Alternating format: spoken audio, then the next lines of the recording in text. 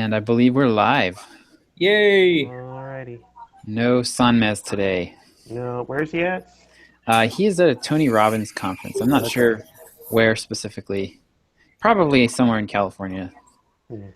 Those Somehow my California brain people. heard Tony Robbins concert.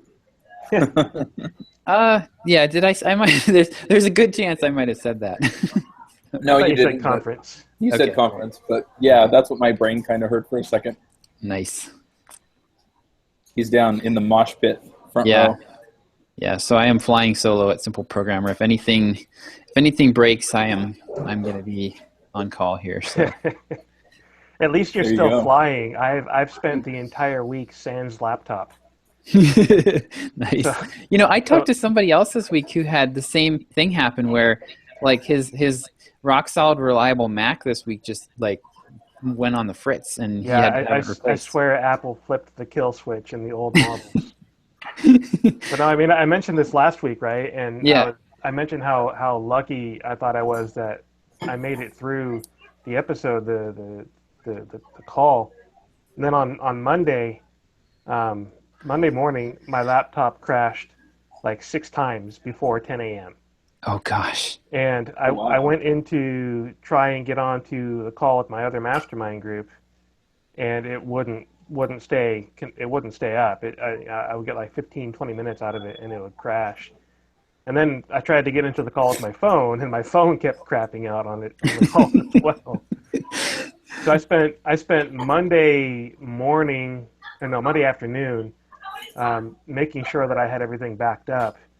And with all the crashing that was going on, it tried to do a time machine backup right when it crashed. Oh no. And so it basically corrupted my time machine backup. Oh man. So Oh. the next time I booted it up, it told me that I had no valid backup and it needed to start over. Oh my gosh. Yeah, so panic ensues. And eventually I figure out safe mode. I get the laptop booted into safe mode. And the first time I tried to get a backup done in safe mode, it crapped out again. Oh gosh. But I don't know what caused that one. I booted into safe mode a second time, and it completed the time machine backup. So I've got, hopefully, what is still a good time machine backup sitting on my external hard drive. Oh man. So I took my laptop down to the Apple store in Austin. 100 miles away was the closest store to me. Oh good grief. Yeah. Oh wow. I called them and made an appointment, so I knew when to be there and everything. I ran some Apple hardware tests, and the Apple hardware test that I ran said that there was bad memory. When I got to the store, though, the guy was like, "Yeah, we're going to run a better test suite for you." And so they ran their test suite, and which said the memory was fine, but the video card was busted. That's what this other guy that I talked to, that was his problem as well, was the Yeah. video card. And interestingly, the guy at the Apple store said, honestly, I'm glad it's your video card because that means I get to replace it for you for free. Oh, cool. So, Was there a recall on it or something? yeah, apparently there was this model of laptop or video card or something had a recall on it. So Okay. I get the whole main logic board in the laptop is being replaced because everything is soldered together, integrated into one thing. Nice. I'm hoping that the techs working on it will just go ahead and replace the batteries for me as well. I don't know how soldered on the batteries are, if they can actually just take the motherboard and use the same batteries. I don't know how that works, but if I get a brand new main logic board out of this, even if, well, and if I do get new batteries out of it as well, then I doubt that I'll buy a new laptop in the next 2 years. At Hopefully least the a techs year. are not listening because Yeah, exactly. Because I mean, I'm not that excited about the new MacBook Pros anyway. Yeah, I mean, I want the upgrade. I do. There's significantly faster memory, significantly faster hard drive speeds, much more hard drive space available. The video card into it is going to be faster, and it has 8 gigs of memory instead of the 1 in my current laptop. Those are all things that would be really nice to have, but I'm just not super thrilled about the touch bar. It's like, okay, I work with an external keyboard and mouse and a monitor 90% of the time. So yay, a touch bar that I'm not going to use. Where's the... Yeah. Well, yeah, exactly. Unless you get the same thing on your external laptop, there's no muscle memory. Yeah. You're not gonna use it. Well, and it tops out at 16 gigs, which I wish I could get more. Yeah, I read some reports and analysis from people that know about that kind of stuff, and I think I can understand the reasons why Apple chose not to in terms of power consumption versus battery life. They could have gone with 32 gigs of memory, but it would have dramatically reduced the battery life. And apparently there are restrictions on how much battery capacity can be in a laptop, and from FAA and airlines and stuff like that. Oh, interesting. So they don't want your battery to last on a cross-continental flight. Yeah, exactly. I don't know where the restrictions come from, but I mean there are plenty of laptops out there that have 32 gigs of memory. Yeah. And you get a couple of hours max out of them. Mm-hmm. I mean, right now, my 2012 MacBook Pro, I get 4 hours if I'm not doing anything super intensive on the battery life, and it's 4 years old. When I first bought it, I was getting 8 to 10 hours out of it doing normal stuff. Yeah, mine's a 2013, late 2013. And so the upgrade, I don't think is quite as dramatic as it would be for you, but I just haven't. Yeah, the revisions that they did in 13, 14, and 15 bumped up the speeds on memory and video card and stuff pretty good. And I've considered just buying a refurbished 2015 model. I could get that with 16 gigs of memory, a terabyte of hard drive space for $2,800 off of the Apple refurbished website. Which, if this one craps out again, or if it becomes a serious problem, maybe I'll do that before I get the 2016, or maybe I'll do what I can to wait until the 2017 revision comes out and see if they do anything to the touch bar to improve it with the next revision. You mean like turn it into an actual touchscreen? Yeah. Something. I don't know. Give it haptic feedback the same way the Force Touch pad works. Make it a little more useful from a hardware perspective. I don't know. So do you have another computer that you work from this week, or did you just take the week off?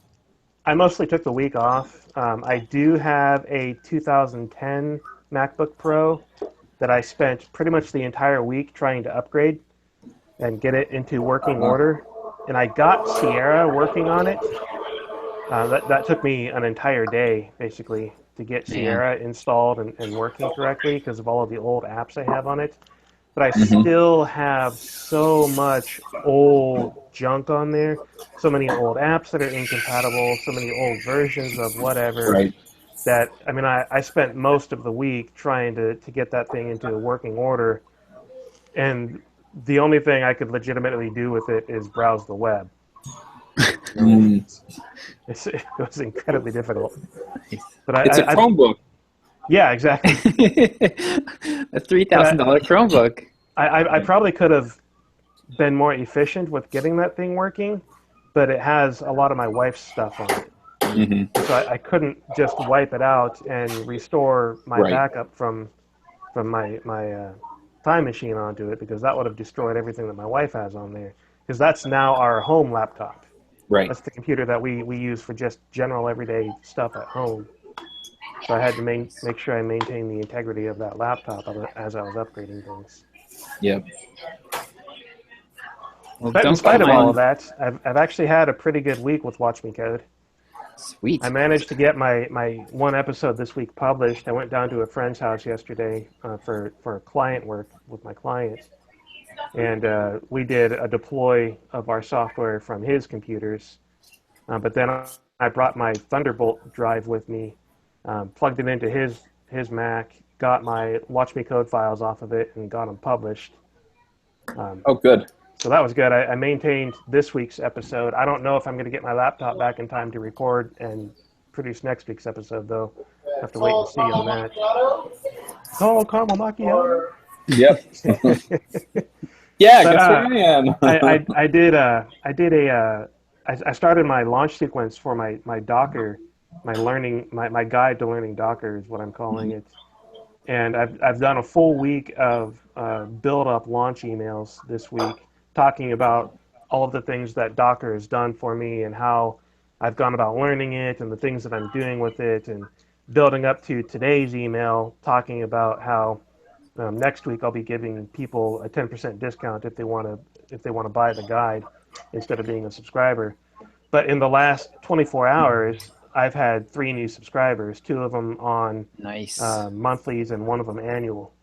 Very cool. Nice. And then I had a new subscriber at the beginning of the week, like on Sunday as well. So it's been a pretty good week for Watch Me Code overall. I've seen a fair number of people tweeting about my guide and retweeting it. I think the emails are going pretty good. There's actually a guy that works for Docker on my mailing list, and he responded to one of my emails and was like, love reading these and hearing what you're doing. Are you interested in speaking at the Docker conference in Austin? Oh, nice. So I'm not real sure I want to. Because, well, when I pick up my MacBook, I'll just. Yeah, that's right. Exactly. So I'm honestly not real sure I want to, for various reasons. I'm not sure I want to take the time. I'm not sure I guess I would have some content to talk about, then I could figure something out, but I'm not sure if I want to really take the time to do it. Right. But yeah, I mean, that's been pretty cool. Been getting some pretty good responses from that. So hopefully on Monday, when the 10% discount code goes out, I'm hoping to get some good sales out of it. Mm-hmm. Desperately need it. Awesome. I'm still staring at a ton of credit card debt from everything that I've done this year. Crazy. But yeah, that was cool that you're giving people the option to get the content for free by subscribing. Yeah. Mm-hmm. That's a great. Yeah, it incentivizes them to do the thing you want. Right. Yeah, and either way, it works out. If they buy the bundle or pick up the subscription, it works out pretty well. My average customer value last time I looked was somewhere around a couple $100. Even if a monthly subscriber only sticks around for 4 months, like they have in the past, that's still looking at $100, which is the same cost as this bundle is going to be. Yep. Mm-hmm. But with my launch sequence going out to 7,600 people at $99 minus a 10% discount comes out to $89.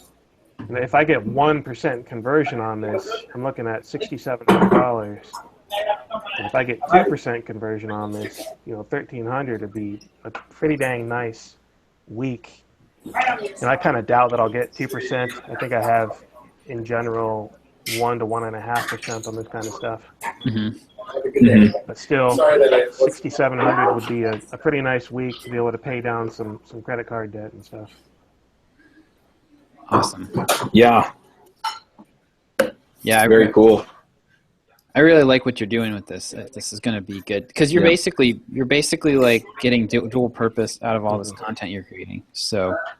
Yep. Yeah, and when I looked at my income last year, that's really what it came down to. Is I made $70,000 out of Watch Me Code last year, and half of it was one-time sales. Not it wasn't weighted significantly in either direction. It was a little bit off, but not much.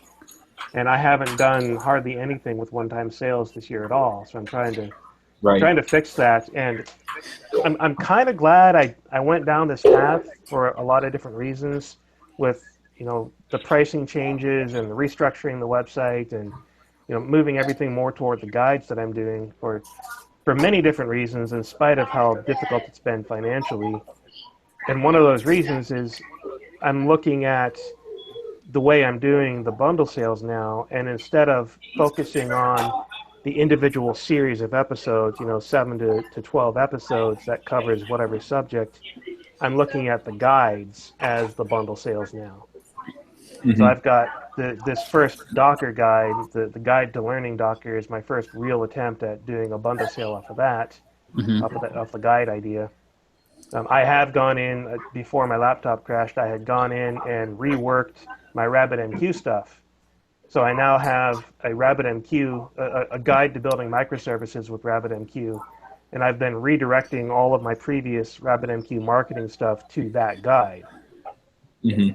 And there's been a number of people that have emailed me recently, asking more about RabbitMQ. So I think it's getting a little bit of traction. And I think if I put a little time and effort into updating some of those episodes and some of the materials around it, I could probably do another launch of that and actually have some good results this time instead of the 0 that I got last time. Yeah. So the idea around the guides, I think, is going to be a pretty good way for me to move forward with the bundle sales, as well as just getting people into the content on the site and helping them understand the flow of things and where they can go next and all that kind of stuff. And the guides are really they're kind of like a walkthrough of a result, right? And then but then you have like the episodes ordered, and then the ones that are not free are locked. That's how Oh, good. Yeah, that's pretty fantastic. Good deal. Yeah. So people have did Derek freeze? I think Derek froze. Oh man. Yeah, I think you froze. Yeah, he did. I was before I started the call, I was looking at all the thumbnails of the episodes on YouTube. And I'm sure some of them are great. They are. There's a whole, for some reason, there's a whole bunch with me, and they're all like really odd. Like there was one where I was drinking Diet Coke, taking a swig of a Diet Coke, and then there's one where I was like holding my chin and looking up very thoughtfully. It's just, yeah. You did headshots? Yeah, the thumbnails on the YouTube channel are hilarious. Like, for some reason, half of them are me, and they're like all these really bizarre freeze frames. So I think Google's algorithm for that is look for the most awkward positions possible. Yeah. Nice. That's yeah. Well, that's exciting, Derek. I mean, I think that all this garbage you've gone through has been kind of necessary because it's kind of it forced your hand on a few things and a lot of things. Got you to try a bunch of stuff, and now it seems like you got something that's working. So yeah, I agree. It'll be interesting to see how it all kind of works out over the next few weeks, few months. How's your mastermind going? Your screencasting mastermind? It's going all right. It's been a little slow, especially since I haven't had a laptop this week. It's hard for me to do everything on my phone, so I'm trying to engage whenever possible. But one of the guys in there, he did a launch sequence for an iOS app to watch his screencasts, and he had originally planned just doing one email, and I talked him into doing 3, but he ended up splitting it into 4, and his final email with the "It's live" went out today, and his whole sequence was brilliant. I mean, it was perfectly done. He had the "Here's the problem" email, here's this thing that I'm working on email, here's a lot more detail about what it actually is, and go get it, here's all the awesome things you can do with it. Nice. Emails are like rabbits, they tend to multiply. They do. Yeah. Gross. I think his emails were spot on, exactly what he needed to do. I've seen a few responses. He's posted a few responses in our Slack of people basically saying, "Shut up and take my money." Well, there you go. Derek, business coach extraordinaire. Yes. Marketing. It is. Yeah. So speaking of masterminds and coaches, I'm in Nashville for the get-together for my other mastermind. Okay. And I emailed the guy that runs that mastermind yesterday and told him I was leaving. But I'm here anyway. So, wait, so you're leaving the mastermind? Yeah. It's one of those paid programs. Oh, okay. So I pay every month and I'm part of the mastermind. And what happened was I got an email from somebody else that I had been talking to off and on for a while. His name's Keegan. He works for Jamie Masters, who runs the Eventual Millionaire podcast. Yep.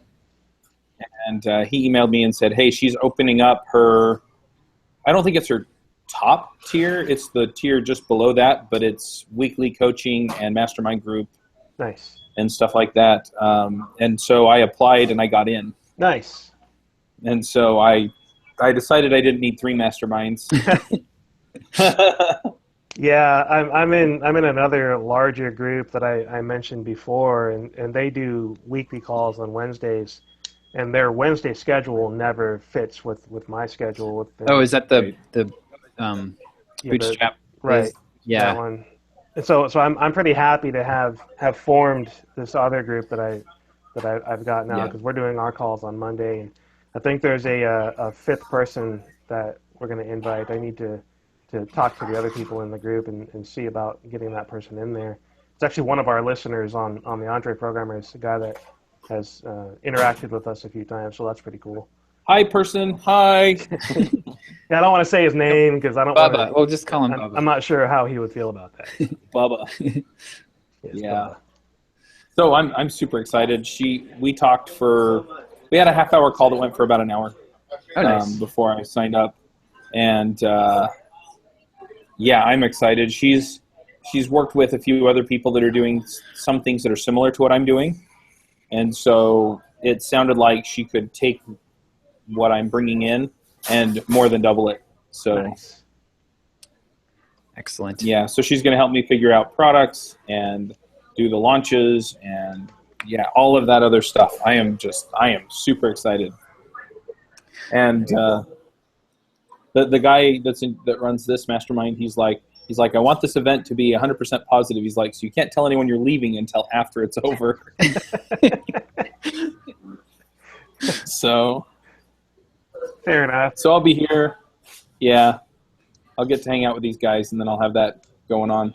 One other thing, though, that came out of the call, and I think this will be interesting for our listeners, was I hired a bookkeeper back in April, I think, or May, to straighten up my books in QuickBooks Online. Mhm.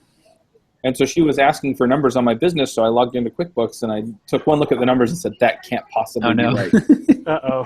Right? And so I sent an email to my bookkeeper, and I'm like, do you have a half hour to just walk me through all of this? So we get in, and we look at it, and it turns out that Are you having a 50 you're having a Josh moment here? I think. Go ahead. so about 50,000 of the income number for podcast sponsorships, because it's accrual instead of cash basis, Okay. is money I haven't actually gotten yet. Ah. And then another 7,000 is money I expect to get this year, but I haven't gotten yet. Right.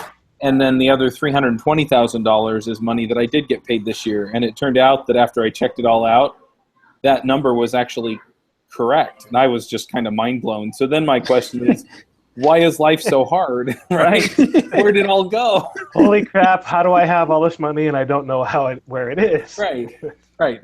So yeah, so there's empirical evidence here that I got the money. Right. Where did I put the money? Well, that is also supposed to be in your book. So if you dig around Yes. in there, the answer should be forthcoming. Yeah, so that was the other 20 minutes of the 30-minute call. Okay. And so, yeah, it turned out that I had paid myself quite a bit more this year than I thought. But I also paid like $20,000 in back taxes and a whole bunch of other stuff. So that, it didn't feel like I made that much because I didn't actually make that much. Mm-hmm. And then it was really interesting because I let Mandy go, or sorry, I let Bubba go in August, and I had paid Bubba to date $80,000. So like a huge chunk of that was going to Bubba. Yeah. And, that accounts for about 2/3 of the money is my income, the other 2 contractors I have, and her. Mm-hmm. And so, so it's kind of interesting to think, okay, so next year, just looking at things, how different is it going to look just financially without having to pay the premium to have this particular person working on my stuff? Yep. And so, it's been rough and trying to do everything has not been fun because I wind up doing a lot of stuff that I don't really feel like I should be doing. But ultimately, I think it's going to work out for the best. And yeah, it was just really interesting to look at that and go, okay, so I'm spending so much on this and so much on that. Mm-hmm. Ultimately, the numbers came out to, I think I paid myself $111,000 this year to date. But like I said, a lot of that went to debt reduction and stuff, and so it feels like a whole lot less for me. Right. Yeah. Then $88,000 went to administrative services, which is, I'm just going to say names. I'm done with this Bubba crap. Went to Mandy and to Gerald, and then another $25,000 went into other development stuff, which was Federico, and one or two other places, because I have another guy that does WordPress stuff for me sometimes. Mm-hmm. And then $27,000 went to software and services, and so I'm having a good hard look at that too and trying to figure out if I'm putting money where I need it to go. Yeah. That's a lot. Yeah. What is that? That is a lot. I mean, Drip is going to be a chunk of that. Like Drip would probably be a few $100 a month. What else? Yeah, so Drip is $100 or so a month.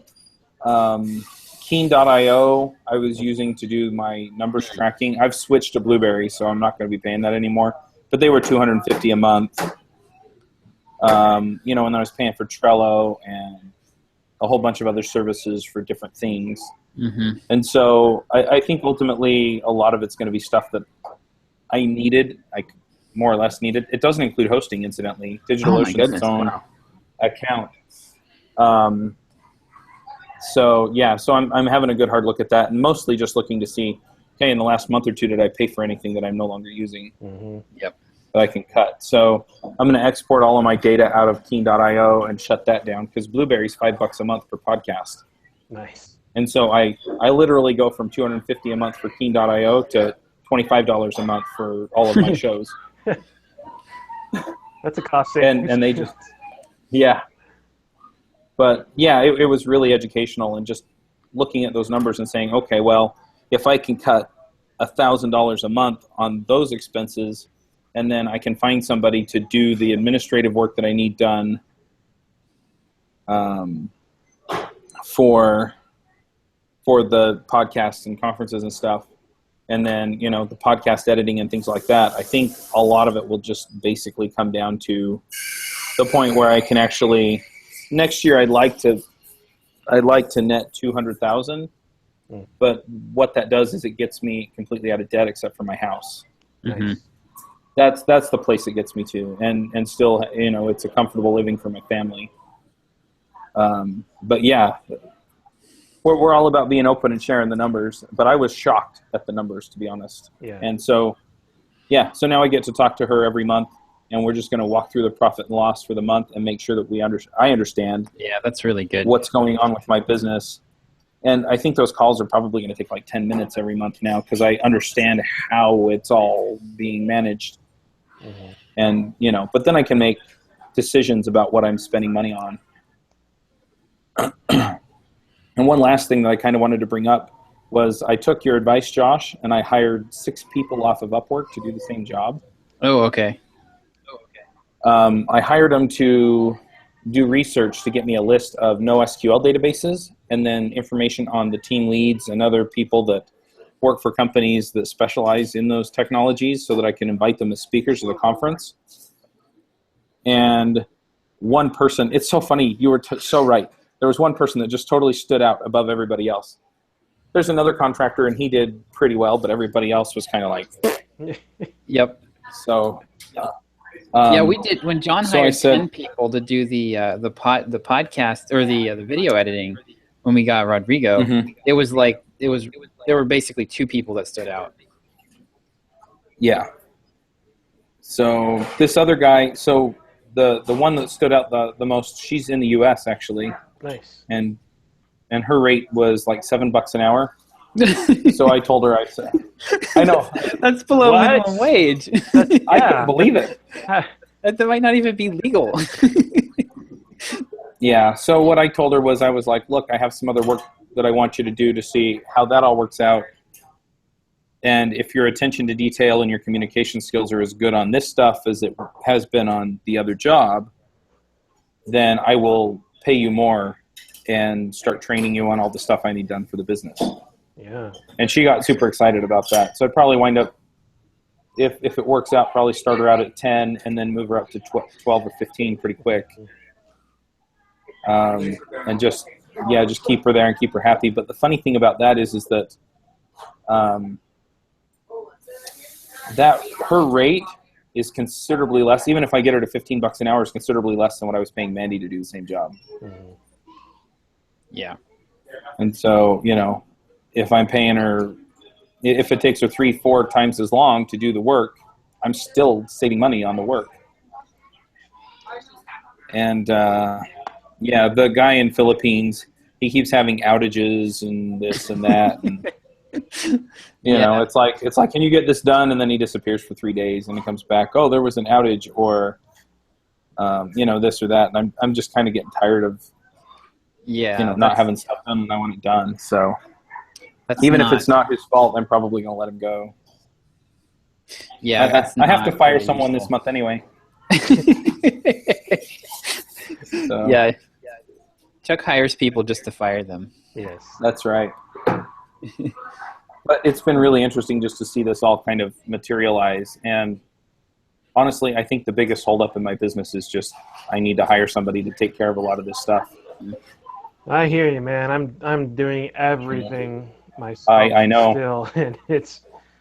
I know you feel this pain, man. And it's like every week. My schedule every week right now is Monday morning. I record episodes. If I'm lucky, I'll get 2 or 3 episodes recorded. That's the only reason that I had an episode available this week, is because last week I managed to get 3 episodes recorded. Monday afternoons is typically editing episodes. Tuesday is client work. Mm-hmm. Wednesday is typically marketing work in the mornings, and then in the afternoons, it's probably either research for the next screencast, or it's miscellaneous stuff with code on the Watch Me Code website. It's kind of what random thing do I need to get done this week? Thursday is client work. Friday morning is usually planning for screencast, and then Friday afternoons kind of get a little bit crazy with between we do this call and then Friday afternoons. It's probably marketing stuff and blogging related stuff, but it gets a little crazy sometimes as well. Derek, once you get your debt paid off, it might be smart to hire your video editor back. Yeah. How much? I definitely want to. How much time does that take you to do an episode? The recording part is the easy part for sure. The editing takes the longest. And at this point, if I have a 15-minute episode, it will take on average probably 2, maybe 3 hours if I've made a lot of mistakes in it. Okay. There's just a lot of little things that just take time. It's not that the work is difficult by any means, but it's, okay, I need the intro video. Well, for the intro video, I need a title. And well, for the title, I need the series title. Well, for the series title, I mean, there's just all these little things that just pile up. So the intro video and outro video animations will take me 30 minutes to 45 minutes to get those done. And then I get a screenshot out of there that I use as my thumbnail. And then I go into the editing and bring all of that in and bring the music in and line up everything appropriately at the right time sequences. And then I go look for mistakes and I level the volumes out. And there's a lot of work that goes into it for sure. And it was definitely, it was worthwhile having my video editor for all of those years. Yeah. But at the same time, I've been able to push the quality of my videos forward significantly since I started doing this myself, because I can take my random idea and try it out, see if I like it or not. And I can do that in a way that is generally faster feedback instead of asking him, hey, try this. I think Derek froze again. Yeah, I think he did too. Technology is not his friend this week. No kidding. I interrupted. I have another. No, it's fine. I have another thing that I kind of wanted to talk about. And it was that's something fun. that Derek. Hey, Derek. Yeah. But yeah, second time my phone cracked out. So Yeah. as I was saying, it's been good for me to do this on my own a bit because it does give me the opportunity to move forward with the way that I produce the videos, and I've been able to insert myself into the videos instead of just having code on the screen all the time, and I'm doing things a little differently and a little better, and it's definitely pushing Watch Me Code forward. Cool. So I have a question for you related to, you talked about kind of your typical week. Mm-hmm. And I've kind of been thinking for a while. So one thing that Jamie told me to do as well is to use an app called Toggl, Toggl.com, Okay. to keep track of my time. And I kind of wind up working on everything all week. And I've been wondering, if you find that you benefit at all from focusing on one thing for a week. Because it sounds like your schedule is kind of working on everything all week too. I've tried that in the past.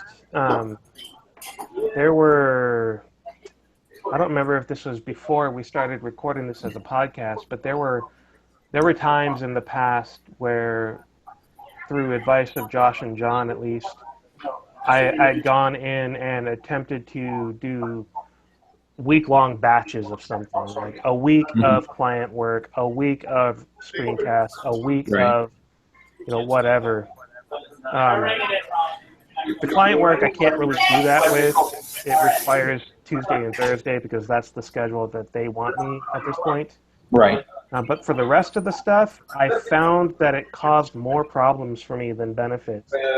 In that I would spend a whole week on screencasts, and that would give me like a month or 2 months worth of episodes. And then I wouldn't work on screencasts at all for the next month. And I would get down to, okay, I've got 2 episodes left. I need to start planning and recording and editing so that I can have something in 3 weeks. Oh crap, I have no idea what I need to be doing. I'm out of practice. I don't know what I want to talk about. What episode should I do? I mean, it turned into this nightmare of, I ignored it for so long that I don't know how to do it anymore. Yeah. Right. So that has also been my experience with batching. So I've experimented with this in different ways, and one way that I tried it was, so for my daily emails, write them all on Monday. And what I found happened was I'd get them all done like Monday morning, and it would feel great the rest of the week. But then I would be so not in that mode that when next week, like I'd hit it, and I'd be like, I'd have no ideas because I hadn't been thinking about ideas all week, and I'd be really stressed out. And it basically what works for me is having a daily routine where certain things happen on certain days. Ideally every day I'm working on something at a consistent time, and then I'll have like a couple of ongoing projects that are like bigger, and I'll hit those, like I'll have a big block in my day where I hit one of those big projects. That's what has worked best for me, like consistently. Same here. Yeah, because the thing, daily schedule. Because with tracking this time, it feels like I'm kind of all over the place, and like working on Get a Coder Job and the conferences, and doing some of the development for the website and trying to line up webinars and everything else. It feels like I'm kind of scattered, and I'm wondering if what if I buckled down for a week and just Get a Coder Job done, or in some cases that can be really beneficial. Yeah. Like if you just need to get this one-time project done, it's not going to be an ongoing thing, then I might recommend you go ahead and do that. Okay. Just buckle down and get it done, and then get back to a schedule after that. Yeah. But if it's not something that is time-constrained and time-sensitive, if it's something that you want to put a lot of love and care into, then I would suggest something more like okay, on Mondays I do this and this, and Right. on Tuesdays I do this and this. On Wednesdays, my recommendation would be break up your schedule into at most half days. Mm-hmm. You would go Monday morning is this, Monday afternoon is that, Tuesday morning is this, Oh, afternoon is that. If you may be able to do Monday is this, Tuesday is that, but I wouldn't go for a whole week at a time consistently unless you just need to crank something out. Mm-hmm. Yeah, because I see what you're saying. I mean, a lot of the stuff is routine, and I have to do it anyway, like Right. checking email every day. Right. It's kind of like bathing. It might stink sometimes, but I got to do it. I took a shower 2 weeks ago. What are you talking about? But yeah, so I'm just thinking, okay, well, what if I just make sure I have all the routine stuff in, Mm-hmm. like checking email, and then like next week, of course, in New York City.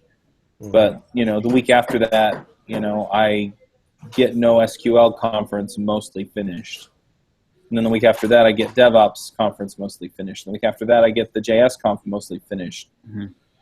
And then the rest of it would kind of drop into the regular email maintenance, and then I could do a little bit of triage as needed.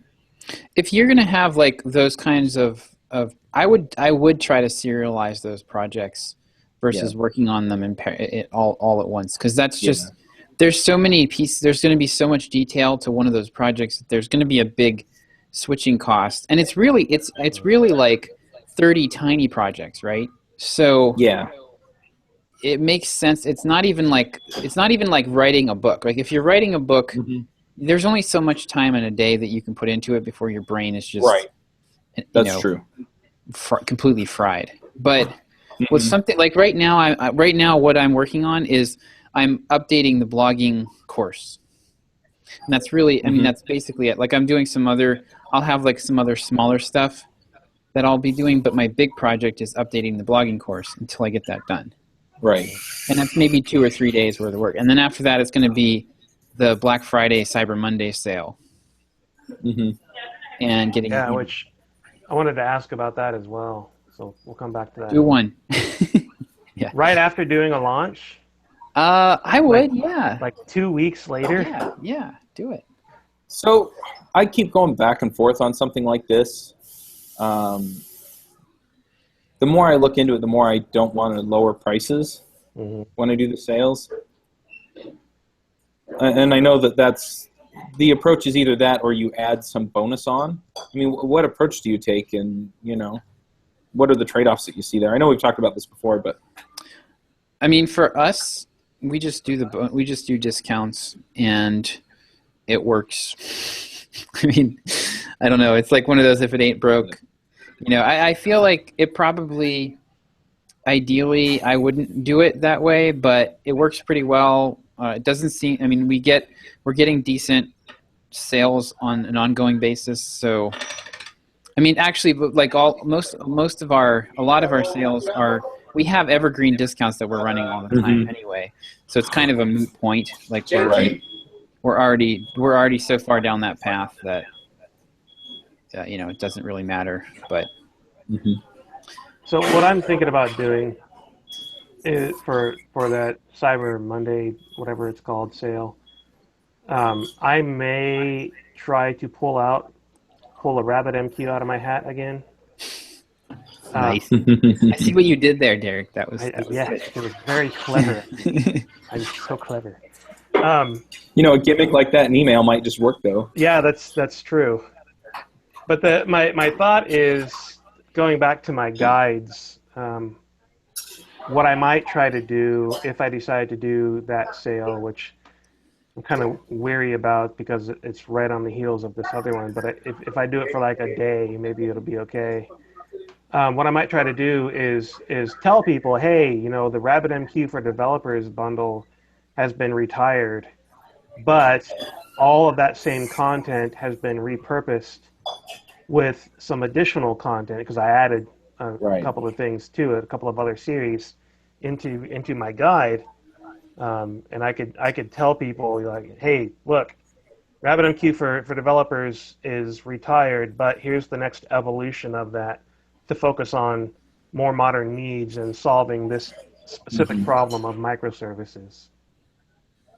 So if I took that angle as a the next evolution, get a discount on it, maybe that would be a reasonable Cyber Monday sale for me to do.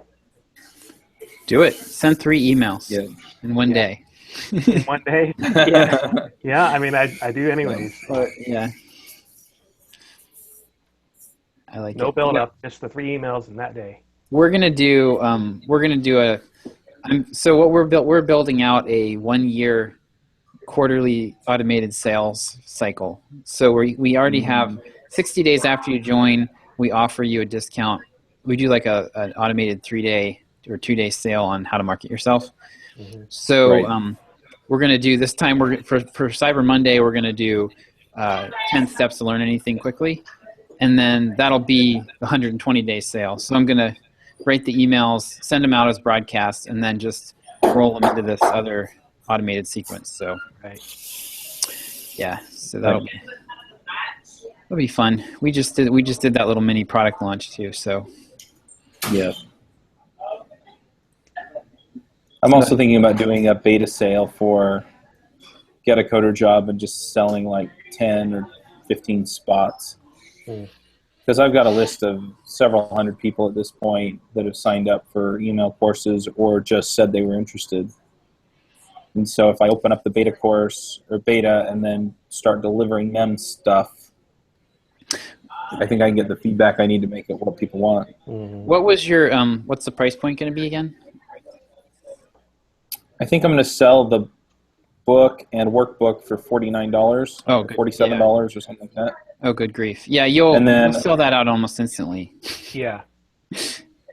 And then I'm going to sell I plan to do a video course on it, and I'll probably sell that for $300, give or take. Was it us Whatever that that- were talking about recently how writing a book, you sell it for $20, and recording the same content in video, you sell it for $200? Yes. Yeah. Yep. Yeah, we it's funny actually. So I had something cool happen this week. I got an email. Oh well, so let me back up real quick and tell. And we had this disaster, my small scale disaster this week. So 2 weeks ago we did the 10 ways to make money with your blog launch, right? And it literally just came out of left field. We put this product together. We were like, hey, let's just do a sale on it to our whole list and see what happens. So there was no pre-launch, nothing. It was like, boom, here it is, buy it now kind of deal. And that so far we've made around 21,000 off of that. Jeez. Wow. So yeah, and it's only a $49 product. So it was like we've made like over 300 sales on it, and yeah, it's working really well. And actually, the reason we created it was we have the blogging workbook, which is like that $5 product.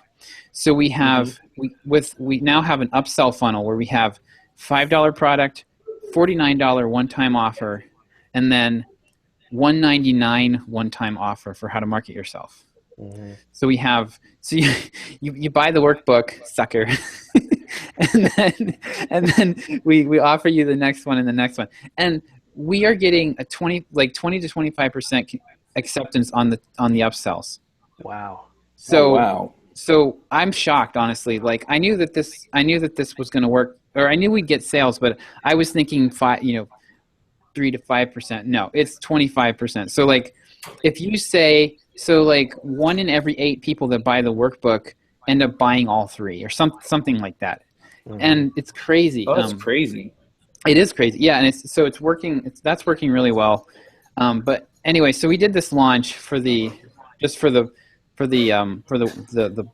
new course, and so it went so well. We were like, wow.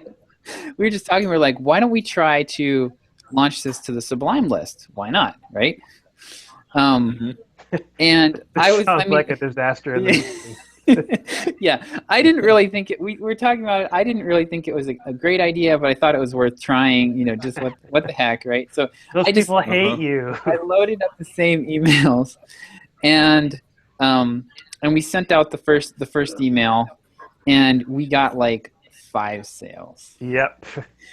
And you So- probably got like 1,000 spam complaints and Well, I don't know. We did get, so I did get an email from Wes Boss from somebody contacted him on Twitter because they had used a plus Wes Boss email address. And so they were like, why did you sell my email? Yep.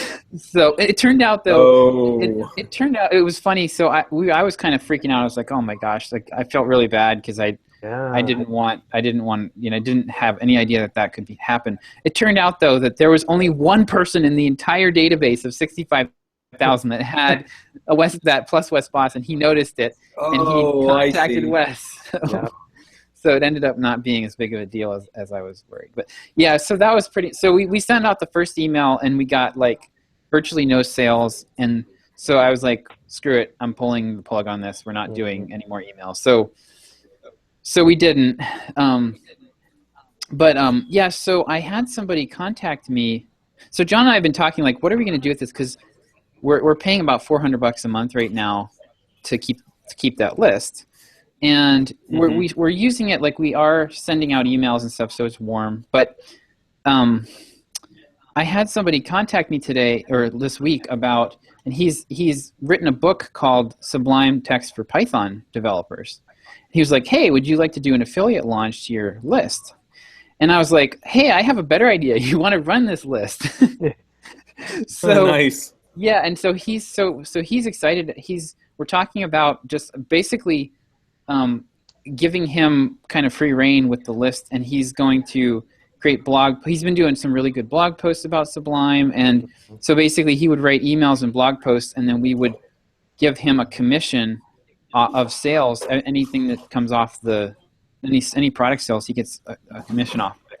Nice. And so he's got this product that is it's basically just a book that he's been selling for $29.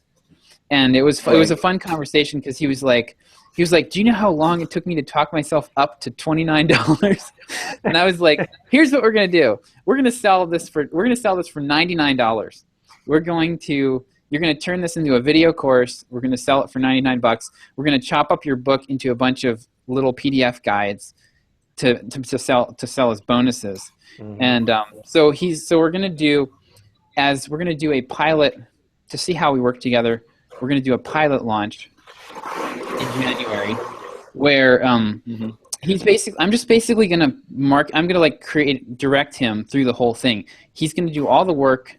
He even knows how to use Drip, so he's gonna set everything up in Drip, and it'll be pretty much hands off for me. I'll just sort of walk him through creating the launch sequence and everything, and we're gonna launch this thing for $99 and see what happens with it. And if it goes well, he'll probably just continue. We'll just basically hand this whole thing to him and tell him to run with it. So he wants to create a bunch.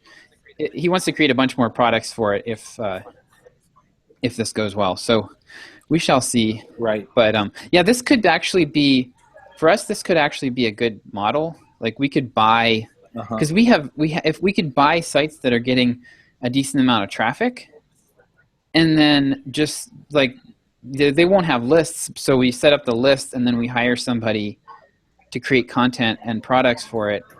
And you'd have to be very selective in who you partner with, but that could work well for us since we've got some. Well, you could even hire them as internal entrepreneurs. I've seen other companies do that. Yeah, and essentially that's what it is, right? So you get paid by the company to do the entrepreneur stuff for the list, and then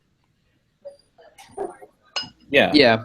But the way we're doing it, it's commissioned. So since we've got a huge list, like pretty much anything he does is going to make some money. So he won't be working for nothing. But we don't have to pay him either off, which is nice. So he basically wants to have a product business, and this is like this will take him his list. He only has like 1,500 people on his list right now. So this will take him to kind of like several levels beyond where he is, and should be pretty good. Yeah, it's a jumpstart for him. Yep. And so if he's making the product, it doesn't matter who's making the product. You just get your affiliate commission, and life's good. yeah, so that was pretty exciting. But oh man, that launch, that was not a good idea. No. Note to self: That's funny. Yeah. don't do that again. And so before we're gone, anybody that's listening that had sent in their payment for the screencast, or not screencast, the Entrepreneur Mastermind Group stuff, I forgot to ask for email addresses in that form. So when I set up the Slack this week, which I had to do from my phone, the only email addresses I had were from the PayPal payments that people sent in. And so we did get a few of our people into the Slack this week. But if you sent in your payment and you did not receive an invitation to the Entre Programmers Mastermind Slack, check the email address from your PayPal account or email podcast@entreprogrammers.com and let me know that you heard this and that you need to get in and tell me what email address you actually want to use for Slack. Yeah, and it'll also help if like the domain or some name is totally different. If you send in the transaction ID, then we can verify that. Yeah. I mean, if it's got the same name on the PayPal account, that's pretty easy for me to verify. Yeah. But if you include the transaction ID as well, it's just that extra little verification. Yep. So yeah, that was my dumb mistake for that, was forgetting to ask for people's email address. I asked for everything. I asked for everything about their business, and I may as well have asked for their blood type and checking account numbers directly. You didn't ask for those? No. But I forgot to ask for email address. So if you'd gotten their checking account number, then we could just start withdrawing money until they noticed and then were like contacted you, right? So yes, exactly. That's right, and we would have just blamed Derek. No, we don't know money. Hey, John runs the PayPal account. That's not me. Yeah, we all know John's hurting for the money. Exactly. So should we do thoughts for the week? Yes. Because I have a thought, and this is something that I've been thinking about, especially in light of, everything that's gone on with relation to the most recent election. I'm not going to comment on any of the candidates or anything else, but it seems like over the last few years, people have been, George Bush got elected and the world was going to end. And then the other side was saying when Obama was elected, the world was going to end. And now we have people who are upset over Trump being elected for various reasons. And ultimately, my thought is just, you know what? We survived those two. We'll survive Donald Trump. And, whether you like him or hate him or don't care, it's been kind of an interesting thing to watch, but it's time to get back to work and work on the things you can control. Because if you want to say on this kind of thing, you're going to have to wait another 4 years at this point. Mm-hmm. So get to work on the stuff you can control, work on the stuff that means, whatever impact you're going to have on your customers in the world. And, let's go out and do the best we can with what we can. I will echo those thoughts 100%. My one thought for the week, I guess, would be make sure you have a good backup of all your stuff. +1. The one thing that I don't have a backup that, well, I do have it on Time Machine. Let me take that back. The one thing I wish I would have backed up differently is my SSH key from my laptop. So amongst all the backups that I have, I've got Time Machine sitting here right on my desk, but then I've got an external Thunderbolt hard drive that I use for offline storage, but then I have my laptop itself as well as my Thunderbolt drive all backing up through Backblaze.com. Mm-hmm. So I could theoretically get anything I need out of Backblaze.com, which, why didn't I think of that 2 days ago when I needed my SSH key? That's what I was going to say, is make sure you put your SSH key somewhere safe, somewhere that is not dependent on a specific technology that you may not be able to access, like my Thunderbolt drive. I can't get to my Thunderbolt drive from a 2010 MacBook because it doesn't have a Thunderbolt port. But yeah, I probably could have got it off of Backblaze.com, and I just now thought of that.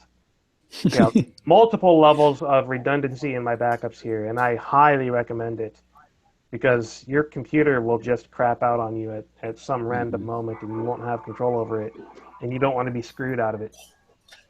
Mm-hmm. Nice. Yeah, I agree, and I use Backblaze as well, just for the catastrophic, Yeah. oh my heavens, everything burnt to the ground kind of thing. Yep, I've got 3 terabytes of data on Backblaze. It took 3 weeks to get that crap uploaded. Yep. Yeah, but now it's safe. Yeah, now it's safe, and it's only doing incremental backups at this point, so it's really slick. Yeah. I really like Backblaze. I got a text from my wife just now. My daughter, I don't know if you can see that. Yep, My daughter got a citizenship award at Nice. school. So Oh, that's cool. that's awesome. I guess my thought will be that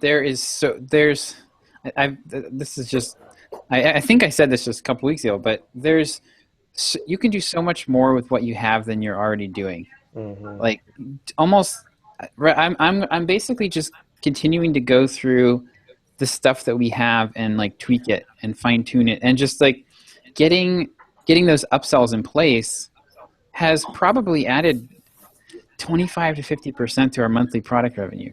Mm-hmm. And it's not anything like, it's the same traffic, it's the same products, it's just the way just presenting them at the right time.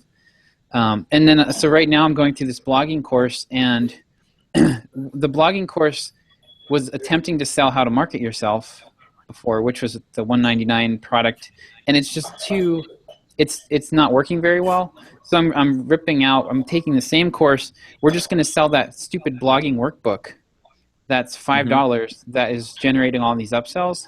And I think that's going to be way more profitable long-term and it's, again, same stuff, just shuffling the pieces around a little bit, and it's just going to work so much better. So look for what's working and do more of it, I guess.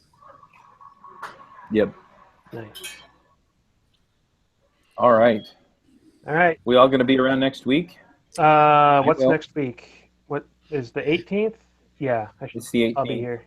I don't think I will be in New York, but Yeah, I won't be able to be here Thanksgiving week. We have a Friday tradition. There's a community heritage farm thing out here in Waco that does a big festival every year on the Friday after Thanksgiving, the weekend after Thanksgiving, and we always do that instead of any kind of crazy Black Friday shopping.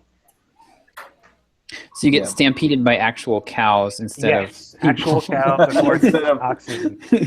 It's phenomenal. Nice. instead of people with mad shopper disease. Yes, exactly.